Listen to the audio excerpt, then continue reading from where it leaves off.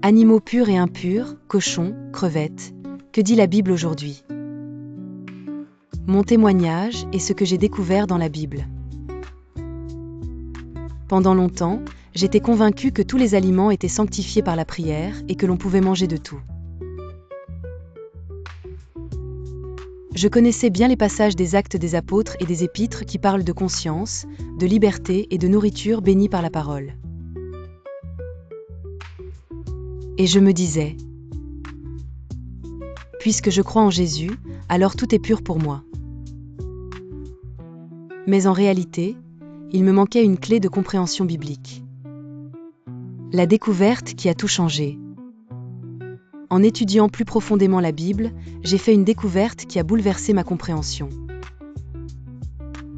La distinction entre animaux purs et impurs existait avant la loi lévitique.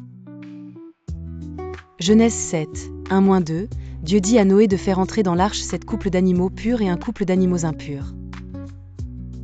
Cela signifie que cette distinction n'appartient pas seulement aux lois sacrificielles.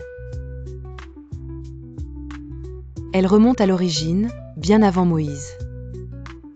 Elle traverse toutes les alliances, noachiques, abrahamiques, sinaïtiques, et même la Nouvelle Alliance. Donc, ce n'est pas une règle cérémonielle abolie. C'est un principe de distinction créé par Dieu pour notre bien. Et là, Dieu a fait un miracle en moi. Je dois te dire la vérité. Depuis mon enfance, j'étais esclave de la charcuterie. Boudin, saucisson, pâté, porc sous toutes ses formes. J'avais grandi dans cet environnement. Je pensais que jamais je ne pourrais arrêter. Même étant chrétien, je n'arrivais pas à m'en libérer. Mais lorsque la parole de Dieu m'a convaincue,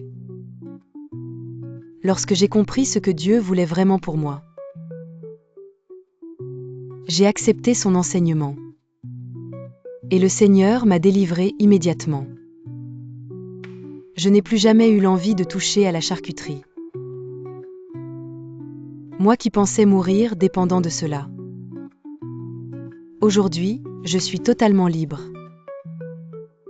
Et même si je choisis de ne plus manger de viande du tout, cela ne me dérange absolument plus. La parole de Dieu nous libère.